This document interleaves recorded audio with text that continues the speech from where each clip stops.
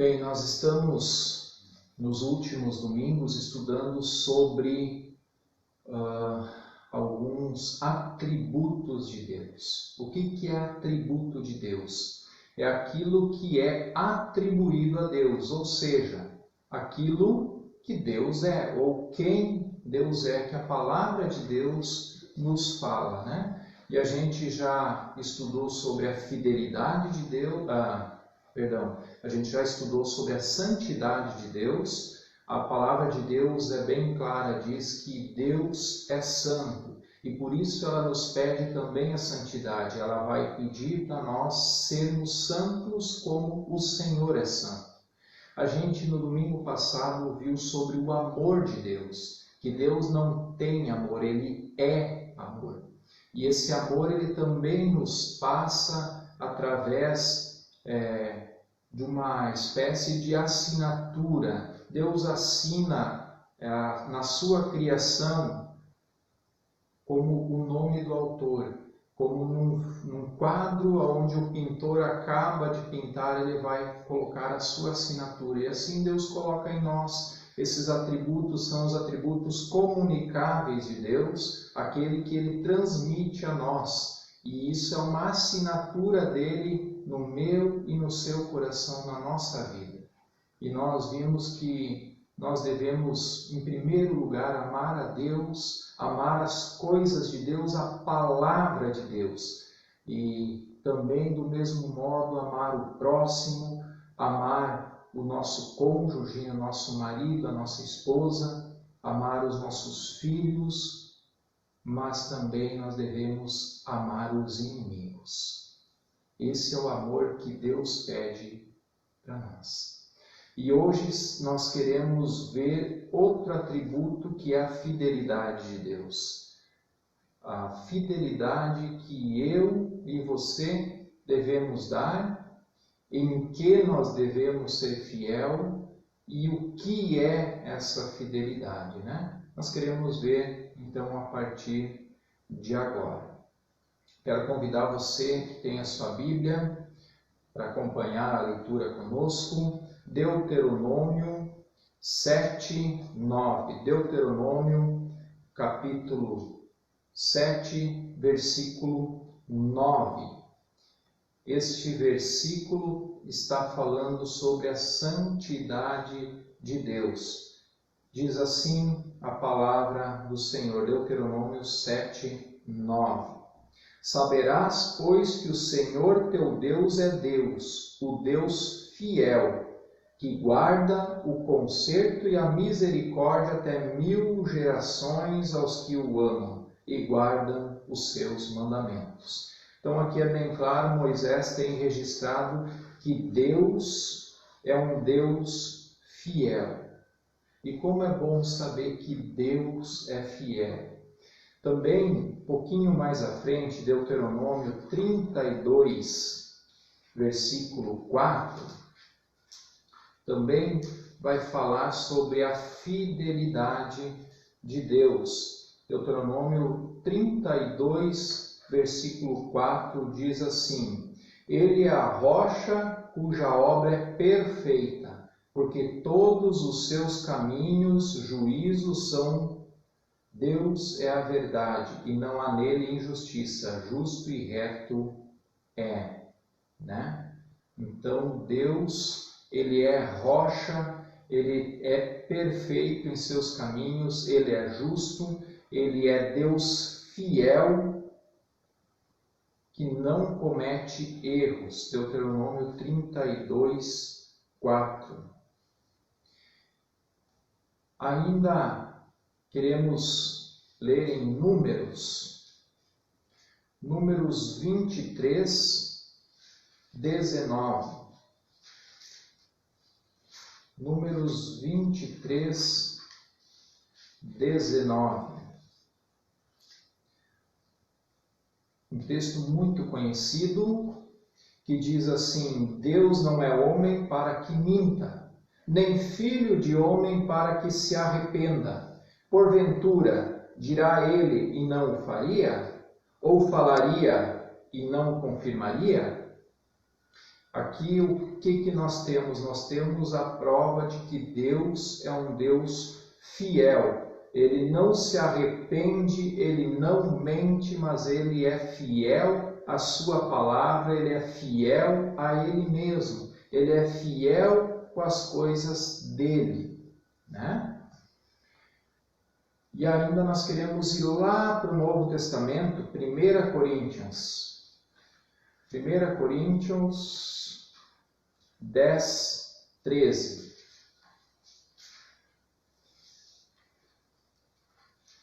1 Coríntios, capítulo 10, versículo 13. Vai dizer assim: não veio sobre vós tentação senão humana, mas fiel é Deus, que vos não deixará tentar acima do que podeis, antes com a tentação dará também o escape para que a possais suportar. Deus é fiel e a tentação nunca é maior daquilo que você, que nós podemos suportar. E junto disso, junto com a provação, com essa tentação, vem também o escape, porque Deus é um Deus fiel. 1 Coríntios 1, 9. Voltando um pouquinho, 1 Coríntios 1, 9 vai dizer: mas como está escrito, as coisas que o olho não viu, e o ouvido não ouviu, e não subiram ao coração do homem, são a que Deus preparou para os que o amam. Ele nos chamou à comunhão com Ele, né? E Ele é fiel para cumprir tudo isso. 1 João, carta de 1 João 1, 9. Quem quiser acompanhar, 1 João 1, 9. Vai dizer: se confessarmos os nossos pecados, Ele é fiel e justo para nos perdoar os pecados e nos purificar de toda injustiça. Deus, Ele é fiel, Deus, Ele é justo. E a fidelidade de Deus anda junto sempre com a justiça divina. Não tem como Ele ser fiel e injusto ao mesmo tempo. Ou Ele é fiel e justo, ou se Ele é injusto, Ele não pode ser fiel, né? O Senhor é fiel. E é isso que a palavra dele nos diz. 2 Tessalonicenses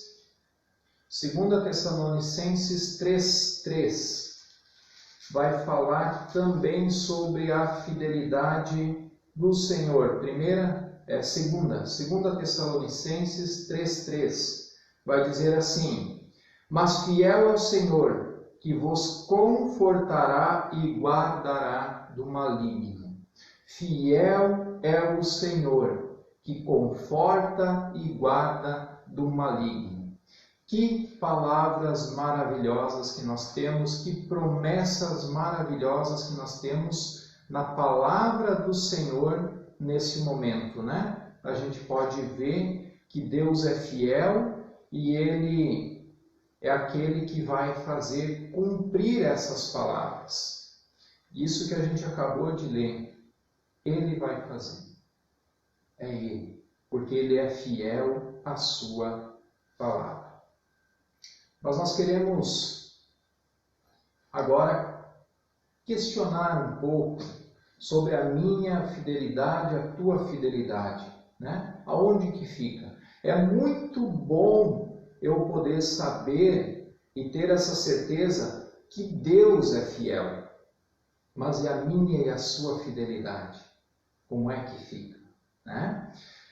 E nós temos vários personagens bíblicos que falam da fidelidade que eles tiveram a Deus, né? Exemplos da Bíblia, exemplos práticos de pessoas simples como eu e você, sendo fiéis a Deus. E alguns textos que eu quero ler sobre esses camaradas, né? eu quero ler com vocês Daniel. Daniel 6:4. Daniel foi um camarada que ele foi muito fiel a Deus em tudo. E nós vemos no livro de Daniel a fidelidade não só dele, mas também de todos os amigos dele, né? Daniel 6:4 diz então os príncipes e os presidentes procuravam achar ocasião contra Daniel a respeito do reino, mas não podiam achar ocasião ou culpa alguma, porque ele era fiel e não se achava nele nenhum vício nem culpa. O que está acontecendo aqui? Aqui então o rei, ele coloca alguns para reinarem sobre as nações, prefeitos, ele constitui sobre reinos, príncipes, e do qual Daniel era um dos 3 príncipes, um dos 3 principais. E ele se destacava tanto que o rei queria colocar ele numa posição mais elevada. E os seus companheiros, então, eles estavam irritados, porque eles queriam essa vaga de Daniel, que onde já se viu, Daniel nem é do nosso povo, e agora ele vai ganhar o lugar que deveria ser meu, né? Então, eles estavam procurando achar algo para poder culpar Daniel. E diz o texto, então, que não podiam achar nada nem culpa, porque Daniel era fiel. E aí, então, eles fizeram com que o rei assinasse um decreto, aonde que aquele que não pedisse nada a ele, quer dizer, só pedisse a ele, não podia pedir nada nem outro Deus, né? Aquele que, por acaso, pediria para outro Deus, esse então seria jogado na cova dos leões. E sai esse decreto, o rei acha até muito bom isso, né? Mas, o que acontece? Daniel 6:10 vai falar, Daniel, pois, quando soube que a escritura estava assinada, ou o decreto do rei assinado, entrou em sua casa. Ora, havia no seu quarto janelas abertas da banda de Jerusalém. E 3 vezes no dia se punha de joelhos e orava, e dava graças diante do seu Deus, como também antes costumava fazer. Ou seja, Daniel continuou dando graças a Deus, orando para Deus. Ele continuou sendo fiel a Deus, independente dele correr o risco de ser jogado na cova dos leões. Ele não deixou de fazer, como no versículo no final diz, como também antes costumava fazer. Ou seja, ele continuou a ser fiel como ele era antes. E nós conhecemos a história, ele é jogado então na cova dos leões, mas nada acontece com ele. Porque da forma que ele foi fiel a Deus, Deus também foi fiel a ele, e lá cuidou ele, lá guardou ele do mal. Não livrou da cova, mas livrou na cova, livrou na dificuldade, livrou na adversidade. Outro personagem que é bem conhecido também é Jó. Jó 1.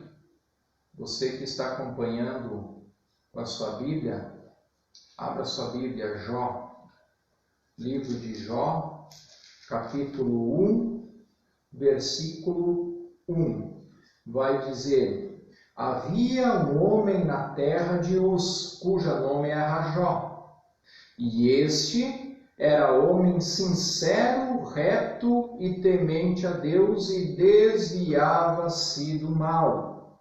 E olha só no versículo 8, o que vai dizer? Satanás então vai conversar, tem aquele diálogo de Satanás com Deus, E aí olha o que Deus fala a Satanás a respeito de Jó. No versículo 8, Jó 1:8. E disse o Senhor a Satanás: observaste tu a meu servo Jó?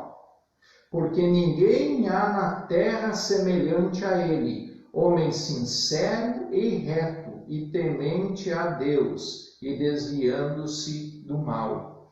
Então aqui o próprio Deus está testificando a fidelidade de Jó. Homem justo, não há na terra alguém semelhante a ele, sincero, temente a Deus e que se desvia do mal. Assim também nós temos em Gênesis 5, você pode acompanhar também, Gênesis 5, 24. Gênesis 5, 24. Ele vai falar sobre um camarada que é fantástico, tal do Enoque. Gênesis 5, 24. Gênesis 5, 24 vai falar: e andou Enoque com Deus, e não se viu mais, porquanto Deus para si o tomou. Então nós vemos aqui nesse pequeno relato de Enoque a fidelidade que ele tinha com Deus. O relato é que ele andava com Deus. E não é fácil. Não é fácil a gente andar todos os dias com Deus. É difícil. Requer esforço, requer muitas vezes negação daquilo que eu quero, daquilo que eu desejo, para servir e buscar a Deus. Mas Enoque andou com Deus e ele não passou pela morte, porque o texto diz que Deus para si o tomou e não se viu mais ele, porque Deus o levou em vida ainda para o céu. Olha que coisa impressionante, né?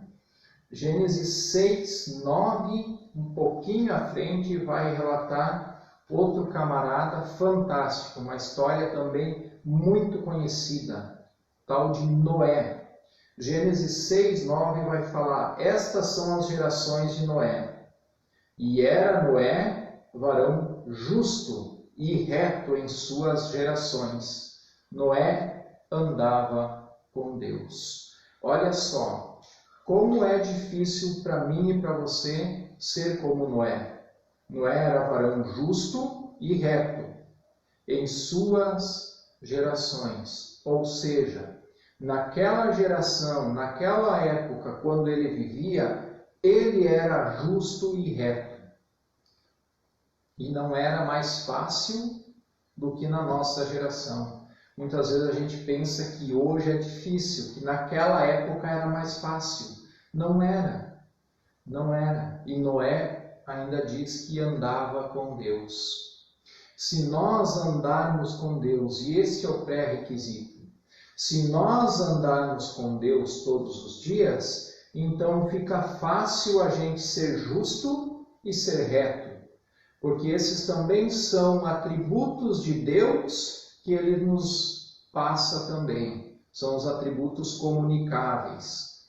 Quando eu ando com Deus, eu começo a ficar mais parecido com Ele. Quando eu ando com Jesus, eu fico parecido com Jesus. E aí a gente começa a refletir esses atributos de Deus. A gente começa a ser justo, reto, se desviar do mal, abominar o pecado, ser fiel, amoroso. Tudo vem de uma vivência com Deus. Nós temos também o relato em Daniel, no início do livro, Daniel 1, vai falar sobre os 3 amigos de Daniel, o Sadraque, Mesaque e o Abdinego. A gente também conhece muito bem essa história, onde que eles foram fiéis no palácio do rei, não se contaminando com o vinho e nem as carnes consagradas a ídolos, mas só comendo saladas e legumes, né? E eles foram fiéis. E aí a gente vê mais adiante eles, por não se curvar, não dobrar os joelhos à estátua do rei, eles foram jogados na fornalha ardente. E da mesma forma como Deus cuidou de Daniel, anos depois, naquele momento Deus cuidou da fidelidade daqueles 3 rapazes, aonde que Deus o livrou através do seu anjo, eles daquela fornalha, daquela chama. E isso também nos mostra que Deus os livrou dentro da fornalha e não da fornalha. Mas Deus foi fiel com aqueles que tiveram a sua fidelidade, a sua integridade inabalável para Deus. Mas o que eu tenho a ver com todos esses? Bom, todos esses personagens são exemplos para mim e para você, de homens, pessoas normais, com os mesmos medos, os mesmos temores, as mesmas limitações, e eles enfrentavam tudo sem perder a fidelidade a Deus. Hoje nós vemos muitos e muitos cristãos, irmãos nossos, perdendo literalmente a vida em países fechados, por ser fiel a Deus, ser fiel ao Evangelho, fiéis a Cristo. Não negando a Cristo, literalmente eles perdem a cabeça. E nós vemos isso nas notícias, muitas vezes circulando, de cristãos que estão sofrendo perseguições. A igreja é perseguida. E a minha pergunta é: qual que é a minha e qual que é a sua fidelidade? Nós temos Jesus. Jesus é o nosso exemplo maior de fidelidade a Deus. Lembra quando ele estava no Getsemane, quando ele vai orar, ele pede na sua oração: Pai, se for possível, afasta de mim esse cálice. Mas que se faça a tua vontade e não a minha. Ele sofrendo num momento de extremo sofrimento, onde a palavra de Deus nos relata que ele suava sangue, gotas de sangue, em extrema agonia. Assim mesmo ele manteve a fidelidade que ele tinha com o Pai, a fidelidade a Deus. Ele, por ele mesmo, ele não queria ir para a cruz. Ele pediu para, se fosse possível, afastar o cálice. Mas ele disse que se cumpra a tua vontade, não a minha. E ele foi, até o fim, fiel a Deus. E eu queria ainda ler rapidamente Mateus 25. Mateus 25, do versículo 21 ao 23. Tem um relato muito lindo da palavra de Deus. Mateus 25, 21 a 23, onde vai falar: E o seu Senhor lhe disse: Bem está, servo bom e fiel. Sobre o pouco foste fiel, sobre muito te colocarei. Entra no gozo do teu Senhor. E chegando também o que tinha recebido 2 talentos, disse: Senhor, entregaste-me 2 talentos, eis que com eles ganhei outros 2 talentos. Disse-lhe o seu Senhor: Bem está, servo bom e fiel. Sobre o pouco foste fiel, sobre o muito te colocarei. Entra no gozo do teu Senhor. Que palavras edificantes, que palavras lindas que um dia eu quero ouvir do Pai, ouvir de Jesus. Está bem, servo bom e fiel. Fiel foste no pouco, entra no gozo do teu Senhor. Quem não quer receber essas palavras do próprio Cristo? Quem não quer receber essas palavras de aprovação de Deus? Servo bom e fiel. Eu acredito que todos querem, né? Mas nem todos conseguem. E isso que é algo triste que a gente vê, e a palavra de Deus nos relata também. No versículo 26 vai falar o contrário, vai falar de um camarada que recebeu o talento, mas deixou escondido, guardado, enterrado. E olha só o que o Senhor disse para esse servo.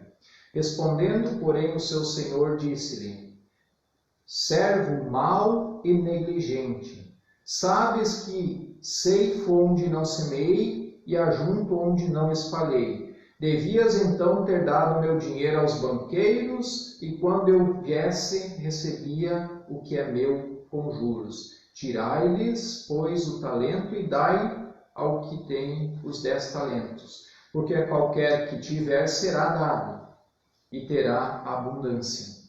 Mas ao que não tiver, até o que tem será-lhe tirado. Lançai, pois, o servo inútil nas trevas exteriores. Ali haverá pranto e ranger de dente. Em qual time você quer estar? Eu quero estar no time do servo bom e fiel. Entra no gozo do teu Senhor. Eu não quero estar no time do servo mau e negligente que vai ser jogado nas trevas. Fidelidade a Deus vai definir o nosso futuro. Para encerrar, a gente falou bastante, a gente viu vários exemplos na Bíblia que serve para a gente pensar, refletir, mas eu quero ainda colocar 12 lições práticas aonde a gente pode praticar a fidelidade a Deus. Primeiro, ser fiel a Deus. Primeira coisa, Deus é o primeiro na tua vida? Você está em primeiro lugar, Deus está em primeiro lugar para você? Se Deus não está em primeiro lugar para você, você tem que repensar algumas coisas. Você precisa repensar as tuas prioridades. Porque Deus, Ele quer ser o primeiro na sua vida. Ele quer ter o espaço de primeiro na sua vida. E nós precisamos dar essa fidelidade a Deus. Ser fiel a Deus. Segundo lugar, em quem nós devemos ser fiel? Nós devemos ser fiel à palavra de Deus. A Bíblia não é a palavra de Deus? Então nós devemos ser fiéis à Bíblia, que é a palavra de Deus. Deus deu a sua palavra. Você tem em casa. Qual o tempo que você dedica da sua vida a estudar a palavra dele? A pergunta é: quantas vezes na semana você lê a Bíblia?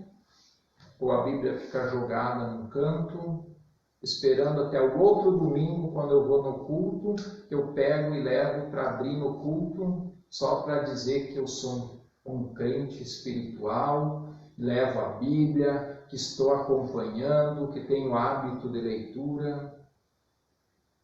Gente, é fácil enganar o pastor, é fácil a gente próprio se enganar, mas Deus ninguém engana. Deus sabe. Deus sabe muito, muito bem o teu coração, o meu coração, a nossa intenção. Que possamos ser fiéis a Deus, em segundo lugar, fiéis à sua palavra, fiel à Bíblia, como também Ele é fiel. Em terceiro lugar, nós devemos ser fiel naquilo que nós falamos. Fidelidade no falar. Ô pastor, como é que é isso? Bom, é simples. O que sai da tua boca? São palavras que edificam? São palavras amorosas? Ou são simplesmente palavras ofensivas? Palavras de pecado? palavras de baixo calão, né? Ou palavrões, o que tem saído da tua boca? Eu acho incrível quando a gente vê a gurizada. Eles jogando o joguinho, eles se distraem tanto, entram no mundinho daquele jogo e se distraem tanto que ali eles começam muitas vezes a mostrar aquilo que tem no seu coração ou aquilo que eles são. Porque às vezes dentro da igreja eles se cuidam, mas ali você começa a ver eles falando palavrão, eles xingando, né? E se eles estão fazendo isso ali no joguinho, é porque lá no jogo de futebol eles fazem também, lá no colégio fazem também. O que tem saído da tua boca? Que da tua boca possa sair palavras fiéis a Deus, fiéis à palavra de Deus. Palavra que edifica, que da sua boca saia palavras que edificam a vida dos outros. Quarto lugar, nós devemos ser fiel no nosso julgar. Aí tem gente que diz assim, pastor, mas nós não devemos julgar, porque quem julga é Deus. Exato, é Deus quem julga. Só que a palavra de Deus também diz que nós devemos julgar. Não da forma como Deus julga. O problema é que quando nós julgamos, nós queremos julgar, nós somos o juiz, nós queremos dar a sentença, nós queremos cobrar tudo. E não é isso que a palavra de Deus diz. A palavra de Deus diz que nós temos que provar os espíritos. Nós temos que julgar para discernir se é ou se não é. Paulo vai dizer para julgar todas as coisas. E aí vai dizer em outra ocasião, provar de tudo, retém o que é bom. Como que eu vou saber aquilo que é bom e não é? Eu preciso ter um julgamento das coisas, se aquilo é bom ou se aquilo não é. E isso eu só vou conseguir se eu saber e conhecer a palavra de Deus. E aí eu vou saber se aquilo é ou não é, se é bom ou não. Então nós temos que ser fiéis no julgar. E olha só, tudo vai se encaixando. Fiel a Deus, fiel à sua palavra e as outras áreas também sempre fiel a Deus e fiel à sua palavra. Nós devemos ser assim. Quinto lugar, nós devemos ser fiéis nas nossas atitudes, nas nossas ações, quando a gente vai agir. Será que eu sou fiel? E aí entra uma palavra que às vezes confunde um pouco. Será que eu sou parcial ou imparcial? Qual a diferença? Bom, parcial é quando eu tenho um lado só da história. E aí eu acabo tendo aquilo como verdade e julgo e coloco o meu julgamento sobre aquilo, mas eu não olhei o outro lado, eu não conversei com a outra pessoa, eu não sei o que aconteceu de fato pela outra envolvido, né? E aí isso é ser imparcial. Imparcial é quando eu olho um lado, agora eu olho o outro lado, analiso os dois e aí eu consigo então ter esse julgamento, esse discernimento do que é o correto e não. E a gente vê por aí as pessoas sendo parciais, não ouvindo o outro lado, tomando as dores da outra pessoa e já partindo para a briga, né? Partindo para a agressão. Mas nós devemos ser fiéis naquilo que a gente faz, nas nossas atitudes. No sexto lugar, aí pega também, aí complica também. Nós devemos ser fiel no nosso pensar, no nosso pensamento. A palavra de Deus diz que nós podemos pecar em pensamento. E Jesus, no Sermão do Monte, vai dizer que se um homem olhar para uma mulher e em pensamento, só no pensamento, pensar algo sobre, já adulterou. Também vai falar que se eu, em pensamento ou em palavras disser para uma pessoa falar mal dela e prometer ela de morte, diz que nós já somos réus de morte, porque em pensamento a gente já pecou. Então nós temos que nos policiar, vigiar, para que possamos ser fiéis no nosso pensar. Fiel no contribuir também, o 7º lugar, nas necessidades da igreja, necessidade do próximo, nós também temos que ser fiéis no nosso contribuir. Fiel no dízimo também, é outra área que a gente deve ser fiel. A palavra de Deus é bem clara a esse respeito, né? Trazei todo o dízimo à casa do tesouro, ou seja, para a igreja. Nós temos que ser fiéis, e todo mundo sabe que dízimo é 10%. Aí dizem assim: pastor, mas o dízimo é do Antigo Testamento, não tem nada a ver com o Novo. No Novo Testamento, Jesus, ele não contestou a lei, pelo contrário, ele disse que veio para cumprir a lei. E no Novo Testamento, Jesus pede 100% de tudo. Os 10% para a igreja e os outros 90% que sobram, aí nós somos mordomos. Nós somos administradores. Nós temos que, com consciência, trabalhar com os 90% que sobram, porque ao mesmo tempo Deus vai cobrar por aquilo que eu e aquilo que você, aquilo que nós fizemos com os 90% que sobram, né? Também nós devemos ser fiéis no servir, no serviço, com os nossos dons, no nosso trabalho, na cooperação para o reino de Deus. Nós temos que ser fiéis também. Em 10º, fiéis no nosso olhar. A palavra de Deus, Jesus no Sermão do Monte diz que os olhos são a lâmpada do corpo, né? E se os olhos forem bons, todo o corpo nosso será bom também. Se nós começarmos a enxergar as coisas com maldade, a gente se torna mal. Quando a gente começa a olhar para os outros com amor, nós começamos a ser amorosos. E aí por diante, né? Também fiéis no olhar. 11º lugar, fiéis nos negócios. Ah, pastor, mas eu sou fiel em tudo. Nessa área, Deus fica de lado, deixa comigo, deixa que eu... Não, nós devemos ser fiéis em tudo. E nós devemos ser fiéis também nos nossos negócios. Naquilo que a gente faz, os negócios que a gente faz, como que a gente faz. Nós devemos ser fiéis, porque Deus vai nos cobrar essa fidelidade também. Ah, você está sonegando imposto? O Senhor disse: dai a César o que é de César, dai a Deus o que é de Deus. Jesus falou.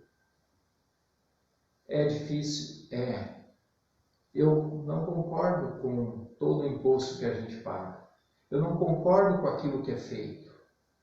Mas eu preciso dar o meu imposto. E o resto Deus vai cobrar dos outros, aquilo que fazem com o imposto que a gente paga. E em último lugar, 12º lugar da meditação de hoje, quero colocar a família. Nós devemos ser fiéis na família. Por que eu coloco a família? Porque muitas vezes nós conseguimos passar uma imagem na igreja, na sociedade, na cidade, no comércio, aonde a gente vai. Mas de fato é em casa que a gente é o que é. Em casa que a gente vive aquilo que a gente é. É na minha casa que eu sou quem eu sou. E é ali que os meus filhos, é ali que a minha esposa me conhecem, como talvez ninguém outro me conheça. E ali nós também temos que ser fiéis, dentro da família. Nós precisamos ser fiéis em tudo aquilo que nós fizermos. É fácil? Não é. Precisamos da ajuda de Deus, do Espírito Santo, todos os dias, para nos ajudar a sermos a cada dia mais fiéis, como Ele é fiel a nós.